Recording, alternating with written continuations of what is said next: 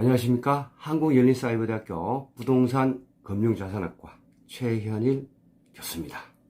자, 오늘은 일기 신도시 고령화와 건물 노후화 대책을 마련해야 라는 주제를 가지고 일기 신도시의 미래에 대해서 한번 강의를 하도록 하겠습니다. 자, 이 최근에 입주 30년이 되어가고 있는 우리나라 수도권 일기 신도시 문제에 대한 관심이 증가하면서 학계나 국회 차원에서 정책 세미나를 갖는 등 대응책을 마련하고 있습니다. 자, 우리나라 수도권 일기 신도시는 1990년대 초부터 입주가 시작된 분당, 평촌, 삼본, 중동, 일산 등 5개 신도시를 말합니다. 자, 우리나라보다 신도시 건설이 20여 년 앞선 일본의 경우는 1960년대부터 80년대 사이에 신도시가 집중적으로 건설이 되었는데 입주 3, 40년이 지나면서 많은 문제점들이 나타나고 있고 향후 우리나라도 입주 30년이 넘어서면서 일본 신도시에서 나타난 문제점들이 반복해서 나타날 것으로 전망이 되고 있습니다. 자, 일본 신도시들이 입주 3, 40년이 되면서 나타났던 대표적인 문제들은 입주민들의 고령화 문제라든지 건물과 도시 기반 시설의 노후화 문제, 그리고 도시 공동화와 노령화에 따른 재건축의 어려움 같은 문제들이 나타났습니다.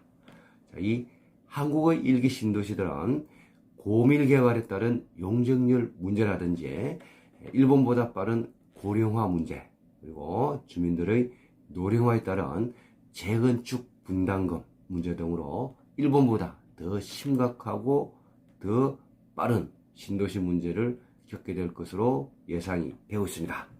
자, 우리나라 일기 신도시들의 문제점으로 지적되고 있는 것은 크게 3가지입니다. 첫 번째 문제점은 고밀 개발과 용적률 문제입니다. 자, 고밀 개발의 결과 공동주택 단지 중심으로 개발이 되어서 주택 노후도가 동시에 발생할 수가 있고 높은 용적률로 인해서 전면 재개발 재건축이 어려워 리모델링을 추진하는 이런 단지들이 나타나고 있습니다.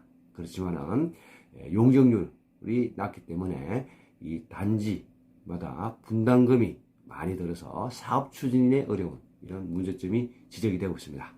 자, 두 번째 문제는 일본보다 빠른 고령화 문제인데 일본의 경우 65세 이상의 노인들이 7%에서 14%까지 걸리는 시간이 24년이었던 데 비해서 우리나라의 경우는 18년이 걸리기 때문에 일본보다 더 빠른 고령화가 진행이 되고 있습니다. 특히 이 분당 신도시의 인구 구조를 보더라도 65세 이상의 비중이 2018년에 11.2%였던 것이 2030년에는 21.2%로 급속한 노령화가 예상이 되고 있습니다. 세 번째 문제는 주민들의 노령화에 따른 재건축 분담금 문제입니다. 주민들의 노령화에 따라 65세 이상의 노인들이 많이 살게 되고 그러다 보니 소득이 낮고 상대적 빈곤율이 높아서 재건축 분담금을 부담하기가 어렵다는 것, 또한 거주지 이전도 선호하지 않아서 재개발 재건축 사업을 하는데 많은 어려움이 예상이 되고 있습니다.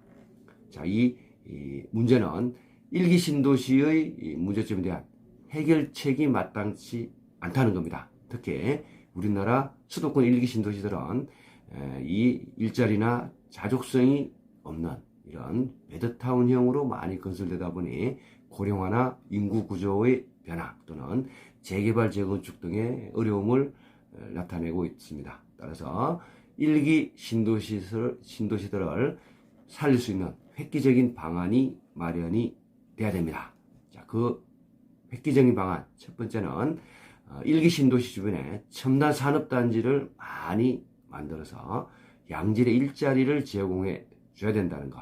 자, 인근에 첨단 산업단지가 많이 만들어지면 자연스럽게 이 일자리를 찾아서 사람들이 몰려오게 되고, 그렇게 되면 일본 신도시에서 나타났던 고령화 문제라든지 건축물 노후화, 도시기반시설 노후화 또는 재개발 재건축 사업의 어려움 같은 문제들은 자연적으로 해결이 될 겁니다.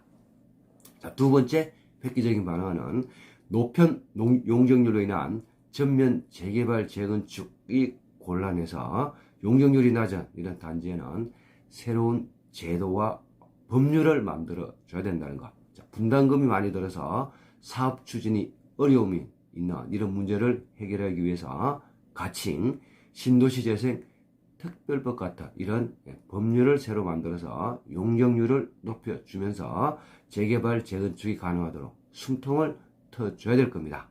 자, 일본의 경우는 구도심에 대한 재개발 재건축의 범위를 넘어서서 신도시 재생 정책으로 변화가 되고 있습니다. 따라서 우리나라도 구도심에 대한 이 도시재생에서 벗어나서 신도시 재생에 관심을 가져야 될 것으로 예상이 됩니다.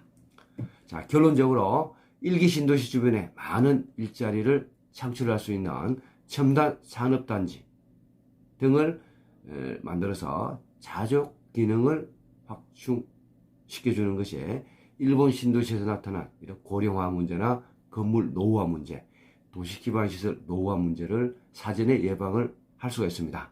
또한 신도시 재생 특별법 같은 이런 새로운 법률과 제도를 만들어서 용적률을 높임으로 해서 이 신도시의 재생을 통한 재개발 재건축 사업이 활성화될 수 있도록 길을 터줘야 될 것으로 생각이 됩니다. 자, 오늘은 일기 신도시의 고령화와 건물 노후화 대책 또는 재개발 재건축에 대한 이런 대응책을 마련해야 된다는 이런 주제로 강의를 했습니다. 자, 이렇게 해서 오늘 강의는 마치도록 하겠습니다. 감사합니다.